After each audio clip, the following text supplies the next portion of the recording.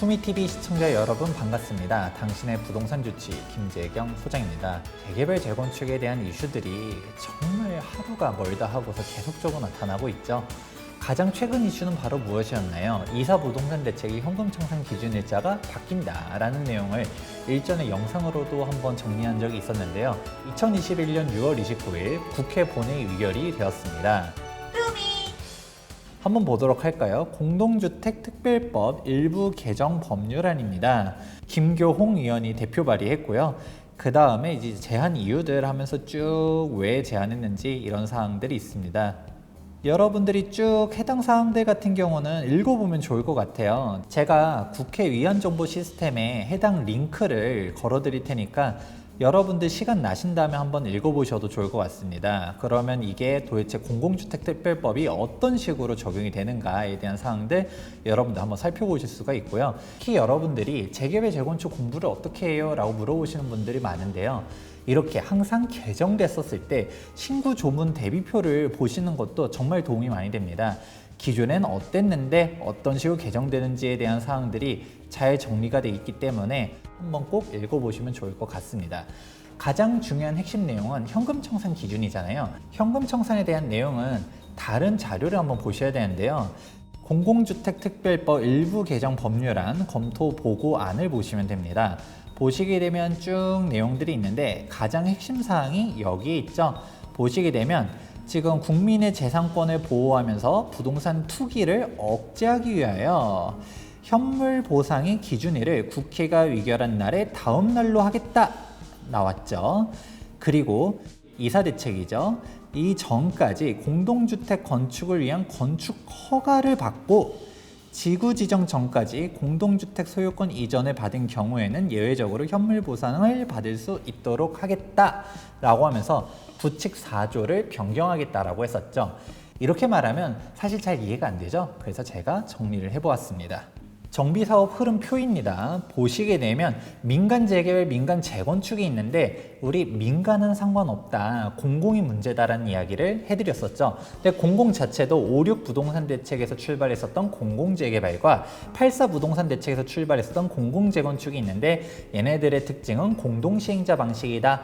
LH, SH와 조합이 함께하는 게 공동시행자 방식 이렇게 얘기를 해드렸었고, 문제는 이사부동산 대책이죠. 이사부동산 대책을 직접 시행자 방식으로 제가 정의를 내려드렸어요. 왜냐하면 조합은 해산되고서 LH, SH가 단독적으로 가기 때문인데요. 그런데 여기서 가장 큰 문제점이 바로 무엇이었나요? 현금 청산 기준이었죠. 원래는 2021년도 이사대책 이후로 신규 매매 계약한 사람들은 현금 청산이다 라고 했었는데, 제가 아까 공공주택특별법이 개정되었다라는 사실 원문 보여드렸었습니다. 이번에 바뀌었죠. 국회 본회의 의결일 2021년 6월 29일 전까지 소유권 이전 등기를 한 사람들까지는 입주권이 나오는 걸로 바뀌었었죠. 근데 제가 표를 이렇게 만들어 놓은 이유가 있어요. 보면 공공재개발 중에서도 이번에 바뀐 거는 도심 공공주택 복합 사업만 변경됐다는 것이에요. 그러면 대표적으로 공공재건축 같은 경우는 해당 사항이 없다라는 부분들도 여러분들이 체크해 볼 필요성이 있습니다. 일단 공공재건축에 대해서는 조금 이따가 보다 상세하게 설명하도록 하고요. 이사대책 흐름표를 한번 보시면 보다 직접적으로 아실 수 있을 것 같은데, 원래 이사대책이 2021년도 2월 4일에 발표가 되었습니다. 그러면서 원래는 신규 매매 계약자를 현금 청산하는 부분을 이때 현금 청산 기준일로 발표를 했었는데, 그 이후로 1차, 2차, 3차, 4차 발표했었다가 이번에 6월 16일자로 현금 청산 기준을 바꾸겠다라고 발표를 했었죠. 그러고서 얼마 안 지나서 5차까지도 발표를 했었어요. 그럼 이렇게 발표를 한 다음에 국회에서 6월 29일자로 갔다가 확정이 되었기 때문에 그 전까지 소유권 이전 등기를 친 사람들까지는 입주권이 나온다라고 할 수 있습니다. 그런데 댓글로 질문이 많이 들어오는 것 중 하나가, 소유권 이전 등기라는 말이 등기 접수까지만 한다 하더라도 괜찮은가? 라고 물어보시는 분들이 많은데요. 네, 맞습니다. 등기 접수만 한다 하더라도 세이프다 라고 할 수 있고요. 그러면 등기 접수를 6월 29일까지 했었어야 되는 거죠. 본격적으로 적용되는 6월 30일 이후로 등기 접수를 했다라고 하면 그 사람들은 우선 공급권이 지급되지 않습니다. 여기서 알 수 있는 문제점들은 제가 일전 영상에서 설명했었던 부분들 있죠. 지금 5차 지정까지는 이렇게 됐었는데 나중에 6차 지정, 7차 지정을 또 한다라고 하면 근본적인 부분들이 변경되기 하나도 없다라는 것이죠. 6월 30일 이후로 소유권 이전 등기를 한 사람들이 내가 예정지 투자를 하려고 했었더니 여기가 또 이사부동산 대책 찜 하면서 지정되기 시작한다라고 하면 현금 청산에 대한 논란들은 여전히 존재할 수 있다라는 부분들도 생각해 보실 필요가 있습니다. 보다 합리적으로 개정하려고 했었으면 이렇게 특정 날짜를 지정하는 게 아니라 예정지구 지정 전까지 매매 계약한 사람들까지는 우선 공급권을 준다라고 말하는 게 보다 합리적이라고 말씀을 해드렸는데요. 하지만 높으신 분들께서는 보다 더 큰 뜻이 있기 때문에 이렇게 하지 않았을까 생각해 봅니다.